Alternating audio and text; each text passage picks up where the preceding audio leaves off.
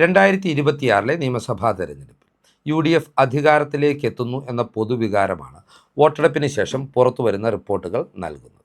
ഏതൊക്കെയാണെങ്കിലും ശക്തമായ ഒരു UDF trend നിലനിൽക്കുന്നുണ്ടോ എന്നറിയുവാൻ വോട്ടെണ്ണൽ നടക്കുന്ന മെയ് 4-ാം തീയതി വരെ കാത്തിരുന്നേ മതിയാകുകയുള്ളൂ. വി സതീശൻ പറയുന്നത് പോലെ 100 സീറ്റിലധികം നേടി UDF അധികാരത്തിൽ വരുമോ എന്ന് ഈ ഘട്ടത്തിൽ നമുക്ക് ഉറപ്പിച്ച് പറയുവാൻ സാധിക്കുകയില്ല. എന്നാൽ പോലും LDFിൻ്റെ സിറ്റിംഗ് സീറ്റുകളിലേക്ക് കൃത്യമായ കടന്നുകയറ്റം നടത്തുവാൻ UDFിൻ്റെ സ്ഥാനാർത്ഥികൾക്ക് കഴിഞ്ഞിട്ടുണ്ട്. അവരുടെ നിരവധി സിറ്റിംഗ് സീറ്റുകൾ UDF സ്ഥാനാർത്ഥികൾ പിടിച്ചെടുക്കുമെന്ന കാര്യത്തിലും ഈ ഘട്ടത്തിൽ യാതൊരു തർക്കവും നിലനിൽക്കുന്നില്ല.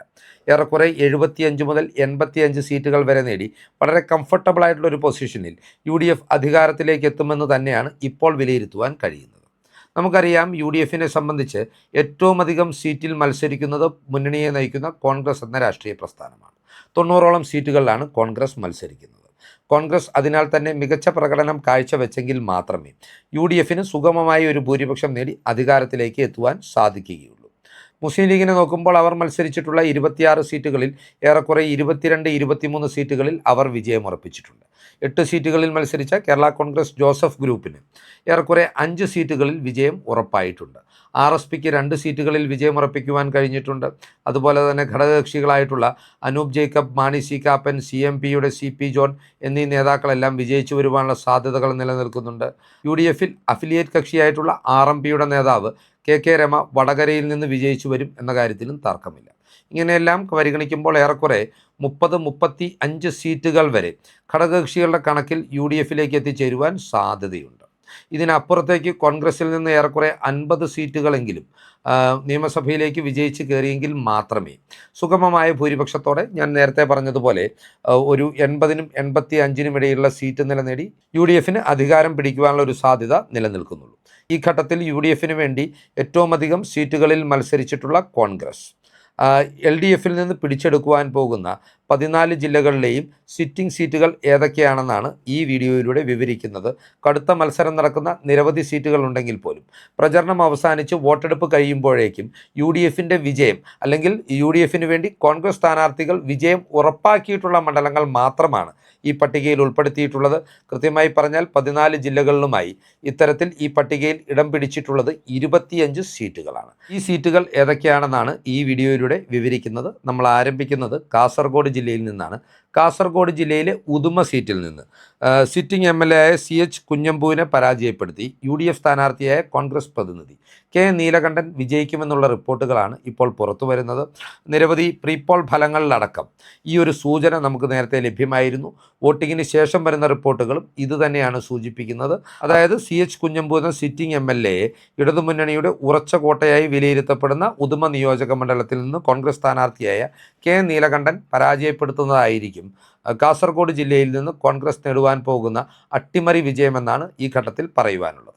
അതുപോലെ തന്നെ കാസർഗോഡ് ജില്ലയിലെ തൃക്കരിപ്പൂർ സീറ്റ് എല്ലാ കാലഘട്ടത്തിലും ഇടതുമുന്നണിയുടെ ഉറച്ച കോട്ടയാണ്. തൃക്കരിപ്പൂർ സീറ്റിൽ പക്ഷേ കോൺഗ്രസ് ഇത്തവണ തങ്ങളുടെ സ്ഥാനാർത്ഥിയുടെ മികവിൽ വിജയം കൈവരിക്കുമെന്നുള്ള റിപ്പോർട്ടുകളാണ് ഇതിനോടകം തന്നെ പുറത്തു വന്നിട്ടുള്ളത്. BJPയിൽ നിന്ന് പാലക്കാട് ഉപതെരഞ്ഞെടുപ്പിൻ്റെ കാലത്ത് UDFിലേക്ക് എത്തിയ, കോൺഗ്രസിലേക്ക് എത്തിയ KPCC ജനറൽ സെക്രട്ടറി സന്ദീപ് വാര്യരാണ് ഇത്തവണ വിജയിക്കുവാൻ പോകുന്നതെന്ന് ഇതിനോടകം തന്നെ ഏറെക്കുറെ ഉറപ്പായിട്ടുമുണ്ട്. ഇനി നമ്മൾ അടുത്ത ജില്ലയിലേക്ക് പോകുമ്പോൾ അത് കണ്ണൂർ ജില്ലയാണ്. കണ്ണൂർ ജില്ലയിൽ നിന്ന് LDFിൻ്റെ പക്കൽ നിന്ന് കോൺഗ്രസ് പിടിച്ചെടുക്കുമെന്ന് ഉറപ്പുള്ള മണ്ഡലമെന്ന് പറയുവാൻ കഴിയുന്നത് കണ്ണൂർ നിയോജക മണ്ഡലമാണ്. നേരത്തെ K സുധാകരൻ ഉൾപ്പെടെയുള്ള നേതാക്കൾ പ്രതിനിധീകരിച്ചിട്ടുള്ള നിയോജക മണ്ഡലമാണ്. ഇവിടെ കഴിഞ്ഞ 2 ടേമുകളിലായി കോൺഗ്രസ് പരാജയം അനുഭവിക്കേണ്ടി വന്നിട്ടുണ്ട്.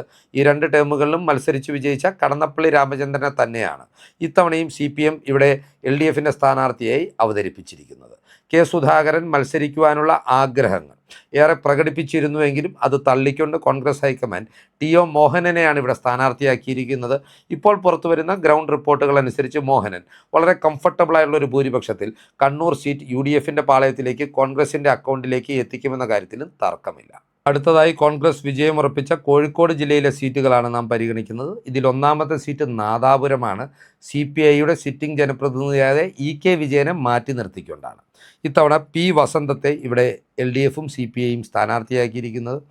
കോൺഗ്രസ് നേതൃത്വത്തിലെ യുവ നേതാവായിട്ടുള്ള, മൃദുഭാഷിയായിട്ടുള്ള, എപ്പോഴും പ്രസന്നവാനായിട്ടുള്ള KM അഭിജിത്തിനെയാണ് നാദാപുരത്ത് UDF കളത്തിലിറക്കിയിരിക്കുന്നത് KM അഭിജിത്ത് തെരഞ്ഞെടുപ്പ് പ്രചരണം അതിൻ്റെ പകുതിയിലെത്തിയപ്പോൾ തന്നെ ഏറെക്കുറെ ഈ നിയോജക മണ്ഡലത്തിൽ വിജയം ഉറപ്പിച്ചിട്ടുമുണ്ട്. നാദാപുരവുമായി ബന്ധപ്പെട്ട് ചില കണക്കുകൾ കൂടി പ്രസക്തമാണ്. 2016-ലും 2021-ലും ശക്തമായ ഇടതു കൊടുങ്കാറ്റ് കോഴിക്കോട് ജില്ലയിലും കേരളത്തിലും ആഞ്ഞടിച്ചപ്പോഴും EK വിജയൻ എന്ന CPI നേതാവ് കേവലം 4000-ൽ പരം വോട്ടുകൾക്കാണ് അന്ന് ആ നിയോജക മണ്ഡലത്തിൽ കോൺഗ്രസിൻ്റെ സ്ഥാനാർത്ഥിയായി മത്സരിച്ച ഇപ്പോൾ കൊയിലാണ്ടിയിലെ സ്ഥാനാർത്ഥിയായ Kozhikode DCC president advocate Praveen കുമാറിനെ പരാജയപ്പെടുത്തിയത് എന്നതുകൂടി ഇതുമായി ചേർത്ത് വെച്ച് വായിക്കേണ്ട ഒരു കാര്യമാണ്. അതിനാൽ തന്നെ കോഴിക്കോട് ശക്തമായ ന്യൂനപക്ഷ ഏകീകരണം UDFനും കോൺഗ്രസിനും അനുകൂലമായി ഉണ്ടാകുമ്പോൾ KM അഭിജിത്ത് നാദാപുരത്ത് നിന്ന് വിജയിക്കുമെന്ന കാര്യത്തിൽ യാതൊരു തർക്കവും നിലനിൽക്കുന്നില്ല. കോഴിക്കോട് ജില്ലയിൽ തന്നെ നാദാപുരം നിയോജക മണ്ഡലം ഒഴിവാക്കിക്കൊണ്ട് DCC അധ്യക്ഷനായ K പ്രവീൺകുമാർ ഇത്തവണ മത്സരത്തിനായി തിരഞ്ഞെടുത്തത് കൊയിലാണ്ടി നിയോജക മണ്ഡലമാണ്. കൊയിലാണ്ടിയിൽ 2021-ൽ വിജയിച്ചത് കാനത്തിൽ ജമീലയായിരുന്നു. 8000-ഓളം വോട്ടുകൾക്കായിരുന്നു അവരുടെ വിജയം. നിയമസഭയുടെ അവസാന കാലത്താണ് കാനത്തിൽ ജമീല അർബുദ രോഗത്തിന് കീഴടങ്ങി മരണം വരിച്ചത്. ഏതൊക്കെയാണെങ്കിലും കാനത്തിൽ ജമീലയുടെ അഭാവത്തിൽ 2016-21 കാലഘട്ടത്തിൽ ഇവിടെ MLA ആയിരുന്ന K ദാസനെ തന്നെയാണ് CPM ഈ മണ്ഡലത്തിൽ മത്സരത്തിനിറക്കിയിരിക്കുന്നത്. അഡ്വക്കേറ്റ് പ്രവീൺ കുമാർ എന്നാൽ കൃത്യമായ ഒരു ഹോംവർക്ക് നടത്തിക്കൊണ്ട് കൊയിലാണ്ടി ലക്ഷ്യമിട്ട് നേരത്തെ തന്നെ പ്രവർത്തനങ്ങൾ ആരംഭിച്ചിരുന്നു. അതിൻ്റെ ഗുണവും അദ്ദേഹത്തിന് ഉണ്ടാകുമെന്ന് തന്നെയാണ് അറിയുവാൻ കഴിയുന്നത്. അഡ്വക്കേറ്റ് പ്രവീൺ കുമാർ 2026-ൽ കേരള നിയമസഭയിലേക്ക് കൊയിലാണ്ടിയുടെ ജനപ്രതിനിധിയായി എത്തും എന്ന കാര്യത്തിൽ ഇപ്പോൾ യാതൊരു തർക്കവും നിലനിൽക്കുന്നില്ല എന്നതാണ് വസ്തുത. കോഴിക്കോട് ജില്ലയിൽ ഇത്തരത്തിലുള്ള മൂന്നാമത്തെ സീറ്റ് എന്ന് പറയുന്നത് ഏലത്തൂരാണ്. CPMന് നിർണായക സ്വാധീനമുള്ള അവരുടെ കരുത്തുറ്റ കോട്ടയായിട്ടുള്ളൊരു മണ്ഡലമാണ്. എന്നാൽ പിണറായി വിജയൻ്റെ ഭാര്യയുടെ ബന്ധുവായതിനാൽ പ്രായാധിക്യം പോലും കണക്കിലെടുക്കാതെ വനം മന്ത്രി AK ശശീന്ദ്രന് NCPയുടെ അക്കൗണ്ടിൽ ഈ സീറ്റ് വീണ്ടും നൽകിയിരിക്കുകയാണ്. പിണറായി മന്ത്രിസഭയിലെ ഏറ്റവും മോശപ്പെട്ട മന്ത്രി ആരെ എന്ന് ചോദിച്ചാൽ ഒരുവിധം രാഷ്ട്രീയ ബോധമുള്ളവരൊന്നും ഒരാലോചനയും ഇല്ലാതെ പറയുന്ന പേരാണ് AK ശശീന്ദ്രൻ്റേത്.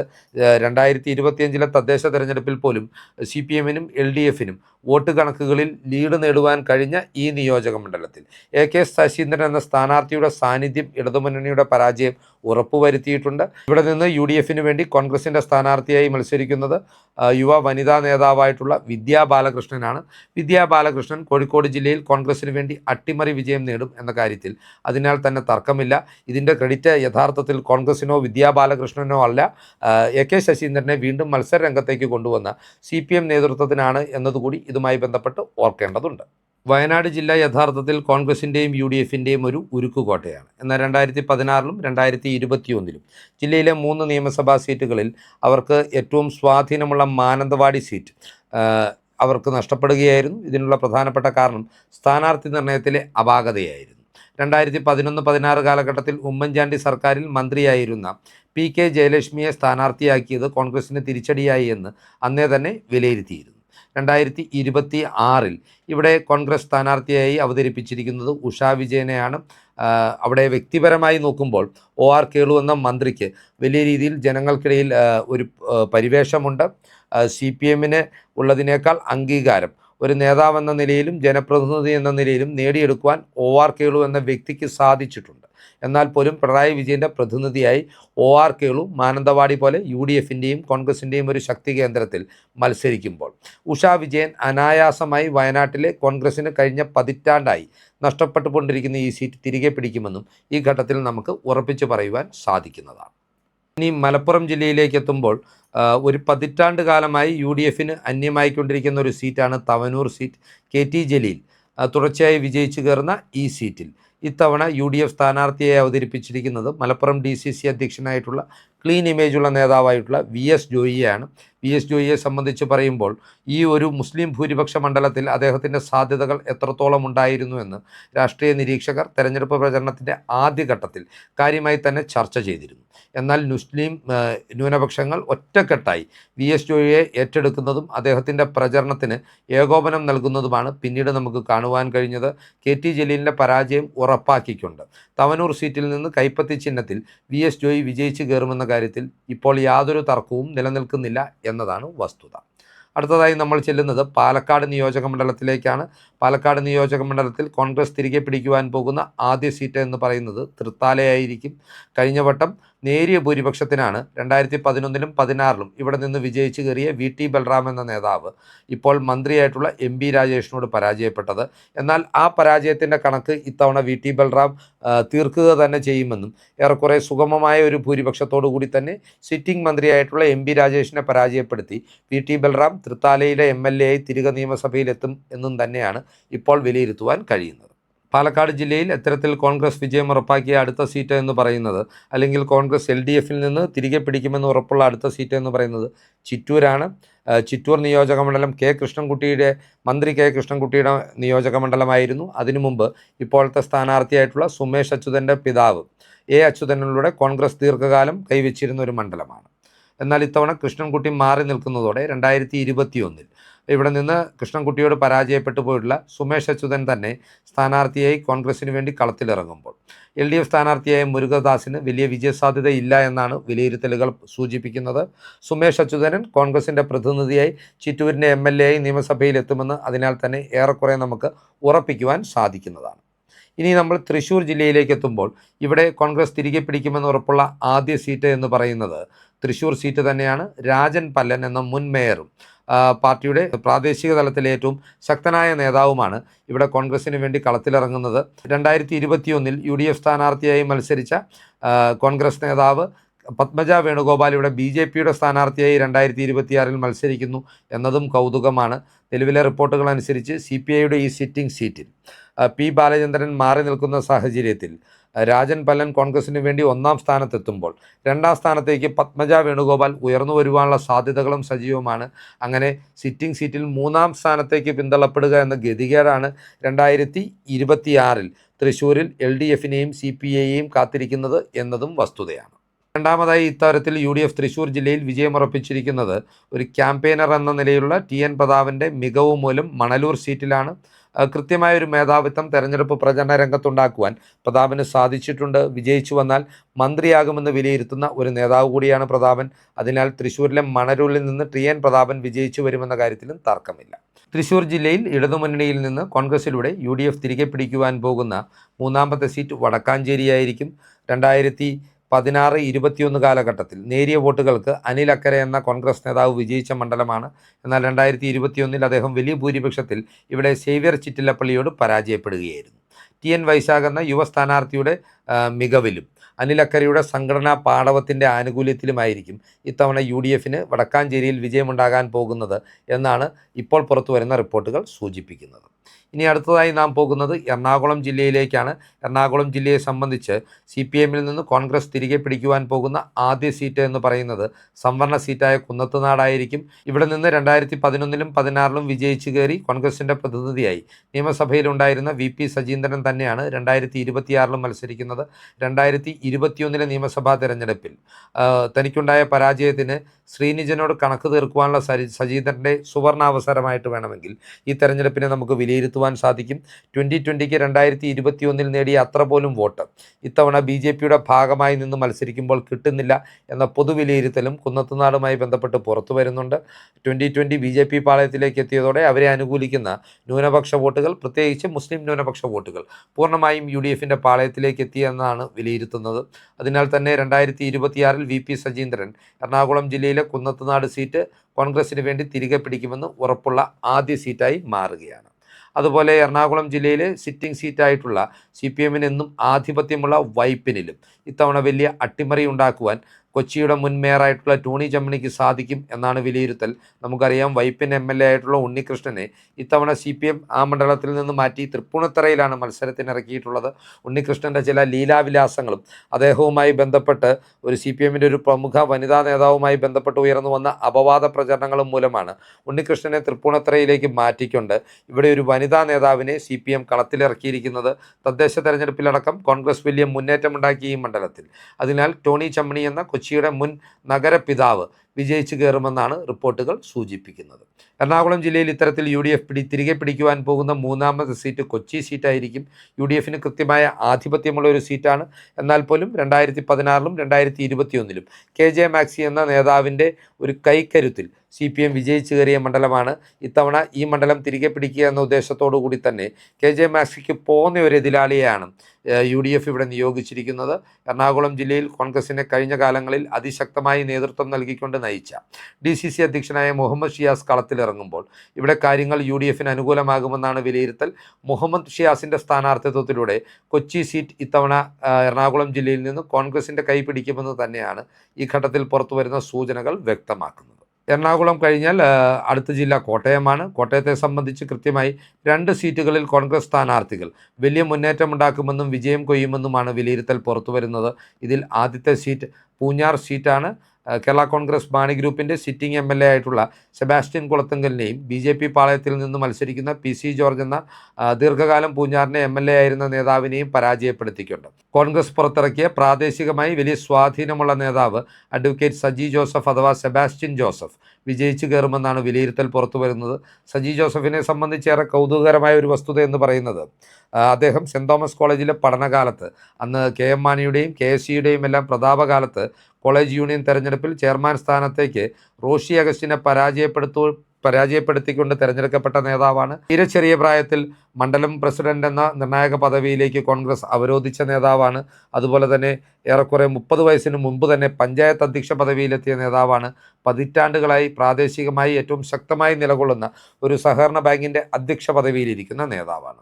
ഇതിനെല്ലാം ഉപരിയായി പൂഞ്ഞാർ നിയോജക മണ്ഡലത്തിൽ ന്യൂനപക്ഷ വികാരം UDFനൊപ്പമായതാണ് സജി ജോസഫിൻ്റെ വിജയം ഉറപ്പിക്കുന്നതും സെബാസ്റ്റ്യൻ കുളത്തുങ്കലിൻ്റെ പരാജയം ഉറപ്പിക്കുന്നതെന്നും നാം ഈ ഘട്ടത്തിൽ വിലയിരുത്തേണ്ടിയിരിക്കുന്നു. കോട്ടയം ജില്ലയിൽ കോൺഗ്രസിലൂടെ UDF തിരികെ പിടിക്കുവാൻ പോകുന്ന അടുത്ത സീറ്റ് എന്ന് പറയുന്നത് ഏറ്റുമാനൂരാണ്. ഏറ്റുമാനൂരിലെ ഫലം വരുമ്പോൾ അത് കേരളത്തിലെ തന്നെ ഏറ്റവും വലിയ രാഷ്ട്രീയ അട്ടിമറിയായിരിക്കുമെന്ന കാര്യത്തിൽ തർക്കമില്ല. സഹകരണ, ദേവസ്വം, തുറമുഖ വകുപ്പുകളുടെ ചുമതല വഹിക്കുന്ന മന്ത്രി VN വാസവനെതിരെ DCC അധ്യക്ഷനായിട്ടുള്ള നാട്ടകം സുരേഷ് മത്സരത്തിനിറങ്ങുമ്പോൾ ഏറെക്കാലത്തിന് ശേഷം കൈപ്പത്തി ചിഹ്നത്തിൽ ഒരു സ്ഥാനാർത്ഥിയെ കിട്ടിയതിൻ്റെ ആവേശം ഏറ്റുമാനൂർ നിയോജക മണ്ഡലത്തിലെ കൃത്യമായ UDF ആധിപത്യമുള്ള ഈ നിയോജക മണ്ഡലത്തിലെ UDF അനുഭാവികൾക്കിടയിൽ വ്യക്തമായി നിഴലിക്കുന്നുണ്ട്, പ്രതിഫലിക്കുന്നുണ്ട്. അതിനാൽ തന്നെ ആധികാരികമായ ഒരു ഭൂരിപക്ഷത്തോടുകൂടി VN വാസവനെ നിലം പറ്റിച്ചുകൊണ്ട് നാട്ടകം സുരേഷ് കോട്ടയം ജില്ലയിലെ ഏറ്റുമാനൂർ സീറ്റ് UDFൻ്റെ പാളയത്തിലേക്ക് കോൺഗ്രസിന് വേണ്ടി എത്തിക്കുമെന്നാണ് വിലയിരുത്തലുകൾ വ്യക്തമാക്കുന്നത്. അടുത്തതായി നാം പരിഗണിക്കുന്നത് ഇടുക്കി ജില്ലയാണ്. ഇടുക്കി ജില്ലയിലേക്ക് എത്തുമ്പോൾ കോൺഗ്രസ്സിന് 2021 ഇവിടെ നിന്ന് ഒരു ജനപ്രതിനിധിയെ പോലും വിജയിപ്പിക്കുവാൻ കഴിഞ്ഞിരുന്നില്ല. എന്നാൽ 2026 ആ നാണക്കേട് മാറ്റും. ഇവിടെയും കോൺഗ്രസ് ഉറപ്പായും വിജയിക്കും എന്ന് വിലയിരുത്തപ്പെടുന്നത് ഇടുക്കി സീറ്റിലാണ്. ഇടുക്കി സീറ്റിൽ മന്ത്രിയായിട്ടുള്ള റോഷി അഗസ്റ്റിനെ 25 വർഷക്കാലം ഇടുക്കിയിലെ MLA ആയിരുന്ന റോഷി അഗസ്റ്റിനെ പരാജയപ്പെടുത്തിക്കൊണ്ട് മുൻ DCC അധ്യക്ഷനും ഇപ്പോൾ KPCC ജനറൽ സെക്രട്ടറിയുമായിട്ടുള്ള റോയ് കെ പൗലോസ് വിജയിക്കുമെന്നാണ് ഇപ്പോൾ പുറത്തുവരുന്ന റിപ്പോർട്ടുകളെല്ലാം തന്നെ സൂചിപ്പിക്കുന്നത്. ചാനലുകളുടെ പ്രീപോൾ സർവേകളിലടക്കം കൃത്യമായ വലിയ രീതിയിലുള്ളൊരു ആധിപത്യം ഇവിടെ റോഷിക്ക് മേൽ റോയ് കെ പൗലോസിന് ലഭിച്ചിട്ടുണ്ട് എന്നതും ശ്രദ്ധേയമാണ്. അടുത്തതായി നാം പോകുന്നത് പത്തനംതിട്ട ജില്ലയിലേക്കാണ്. പത്തനംതിട്ട ജില്ലയിലെ സംവരണ സീറ്റായിട്ടുള്ള അടൂർ സീറ്റിൽ നിന്ന് കോൺഗ്രസിൻ്റെ സ്ഥാനാർത്ഥിയായ ശാന്തകുമാർ ചിറ്റയം ഗോപകുമാറിന് പിൻഗാമിയായി കടന്നു വന്ന പ്രിജി കണ്ണനെ പരാജയപ്പെടുത്തി ജയിക്കുമെന്ന് ആധികാരികമായ വിലയിരുത്തൽ നിരവധി കോണുകളിൽ നിന്ന് ഇപ്പോൾ തന്നെ ഉയർന്നു വരുന്നുണ്ട്. രണ്ടാമത്തെ സീറ്റ് ആറന്മുളയാണ്. ഇവിടെയും വലിയ രാഷ്ട്രീയ അട്ടിമറിയാണ് നടക്കുവാൻ പോകുന്നത്. ആരോഗ്യമന്ത്രി വീണ ജോർജ് ഇവിടെ കോൺഗ്രസിൻ്റെ യുവ നേതാവായ അബിൻ വർക്കിയോട് പരാജയപ്പെടും എന്ന കാര്യത്തിലും തർക്കമില്ല. മൂന്നാമത്തെ പത്തനംതിട്ട ജില്ലയിൽ കോൺഗ്രസ് പിടിക്കുവാൻ പോകുന്ന സീറ്റ് എന്ന് പറയുന്നത് റാന്നിയായിരിക്കും. റാന്നിയുമായി ബന്ധപ്പെട്ട് തെരഞ്ഞെടുപ്പിൻ്റെ അവസാന ലാപ്പിൽ പുറത്തു വന്നിട്ടുള്ള ശബ്ദരേഖകളും വെളിപ്പെടുത്തലുകളും LDFനെ വലിയ രീതിയിൽ പ്രതിരോധത്തിലാക്കിയിട്ടുണ്ട്. 2016 പ്രളയം ബോധപൂർവം മനുഷ്യനിർമ്മിതമായിരുന്നു എന്ന വെളിപ്പെടുത്തൽ പ്രധാനമായും ആരോപണശരമയക്കുന്നത് അന്ന് മന്ത്രിയായിരുന്ന പത്തനംതിട്ട ജില്ലയിലെ നേതാവായിട്ടുള്ള മാത്യു ടി തോമസിനെതിരായിട്ടാണ്. എന്നാൽ പോലും ആ പ്രളയത്തിൻ്റെ കെടുതി ഏറ്റവും അധികം അനുഭവിച്ച നാട് എന്ന നിലയിൽ റാന്നിക്കാരെ സംബന്ധിച്ചിടത്തോളം ഞെട്ടിക്കുന്നൊരു വസ്തുതയായിരുന്നു ഈ പ്രളയത്തിന് പിന്നിലെ ചതി എന്ന് പറയുന്നത്. അതിനാൽ തന്നെ ഇവിടെ കാര്യങ്ങൾ പഴകുളം മധു എന്ന KPCC ജനറൽ സെക്രട്ടറിക്ക് അനുകൂലമാണ്. കേരള കോൺഗ്രസിൻ്റെ സിറ്റിംഗ് MLA ആയിട്ടുള്ള പ്രമോദ് നാരായണൻ്റെ പരാജയം ഏറെക്കുറെ ഉറപ്പിക്കുവാനും നമുക്കിതിനാൽ സാധിക്കുകയും ചെയ്യും. ആലപ്പുഴയിൽ കോൺഗ്രസിൻ്റെ പ്രതീക്ഷ അത്രയും സുധാകരൻ എഫക്റ്റിലാണ്. സുധാകരൻ എഫക്റ്റിൽ അരൂർ സീറ്റിൽ കോൺഗ്രസ് സ്ഥാനാർത്ഥി ഷാനിമോൾ ഉസ്മാൻ ഏറെക്കുറെ വിജയം ഉറപ്പിച്ചിട്ടുണ്ട് എന്നും അനുമാനിക്കുവാൻ സാധിക്കുന്നതാണ്. ഷാനിമോൾ ഉസ്മാനോട് ഈ നിയോജക മണ്ഡലത്തിലെ വോട്ടർമാർക്കിടയിൽ ഒരു സഹതാപം നിലനിൽക്കുന്നുണ്ട്. കാരണം 2019 പാർലമെൻറ്റ് തിരഞ്ഞെടുപ്പിൽ ആലപ്പുഴ സീറ്റിൽ നിന്ന് പരാജയപ്പെട്ട ശേഷം നടന്ന ഉപതെരഞ്ഞെടുപ്പിൽ ചെറിയൊരു കാലയളവിൽ അവർ അരൂരിൻ്റെ MLA ആയിരുന്നു. എന്നാൽ അത് കോവിഡ് കാലമായിരുന്നു എന്ന് ഓർക്കണം. അതുകൊണ്ട് തന്നെ കാര്യക്ഷമമായി വലിയ പ്രവർത്തനങ്ങൾ കാഴ്ചവെക്കുവാൻ അവർക്ക് സാധിച്ചില്ല. അതിനാൽ തന്നെ 2021 ഷാനിമോൾ പരാജയപ്പെടുകയും ഇവിടെ CPMന് വേണ്ടി ദലീമ എന്ന ഗായിക വിജയിച്ചു കയറുകയും ചെയ്തു. എന്നാൽ കഴിഞ്ഞ 5 വർഷക്കാലം ദലീമ നടത്തിയത് ഏറ്റവും മോശപ്പെട്ട ഒരു പ്രകടനമായിരുന്നു എന്നതുകൂടി ഇവിടെ UDFനും ഷാനിമോൾക്കും അനുകൂലമായിട്ടുണ്ട്. അതിനു പുറമെയാണ് സുധാകരൻ എഫക്റ്റ്. ഇക്കാര്യങ്ങളൊക്കെ പരിഗണിക്കുമ്പോൾ ആലപ്പുഴ ജില്ലയിൽ നിന്ന് കോൺഗ്രസ് ഇടതുമുന്നണിയിൽ നിന്ന് പിടിച്ചെടുക്കുവാൻ പോകുന്ന സീറ്റായി അരൂർ മാറിയിരിക്കുന്നു എന്നാണ് വിലയിരുത്തുവാൻ കഴിയുന്നത്. അടുത്തതായി കൊല്ലം ജില്ലയാണ്. കൊല്ലം ജില്ലയിൽ കൊല്ലം സീറ്റ് മുകേഷിൻ്റെ സീറ്റ് കഴിഞ്ഞ തവണ മുകേഷിനോട് തീരെ ചെറിയ ഭൂരിപക്ഷത്തിൽ പരാജയപ്പെട്ട ബിന്ദു കൃഷ്ണ എന്ന കോൺഗ്രസിൻ്റെ മുൻ DCC അധ്യക്ഷ വിജയം ഉറപ്പിച്ചു കഴിഞ്ഞിട്ടുള്ള സീറ്റാണ്. രണ്ടാമത്തെ സീറ്റ് എന്ന് പറയുന്നത് കൊട്ടാരക്കര സീറ്റാണ്. CPMൻ്റെ ആത്മവിശ്വാസം അതിൻ്റെ പരകോടിയിൽ നിൽക്കുമ്പോഴും കൊട്ടാരക്കരയിലെ ജനവിധി ഇത്തവണ ഐഷ പോറ്റിക്ക് ഒപ്പമാണെന്നാണ് വിലയിരുത്തുവാൻ കഴിയുന്നത്. മുഖ്യമന്ത്രിയുടെ വിശ്വസ്തനായിട്ടുള്ള ധനകാര്യമന്ത്രി KN ബാലഗോപാലിനെ പരാജയപ്പെടുത്തിയിട്ടുണ്ട്. ഐഷ പോറ്റി കൊല്ലം ജില്ലയിൽ നിന്ന് കൊട്ടാരക്കര സീറ്റിൽ നിന്ന് നിയമസഭയിലേക്ക് വീണ്ടും എത്തുമെന്ന കാര്യത്തിൽ ഈ ഘട്ടത്തിൽ വലിയ തർക്കമൊന്നും നിലനിൽക്കുന്നില്ല എന്നതാണ് രാഷ്ട്രീയ വസ്തുത.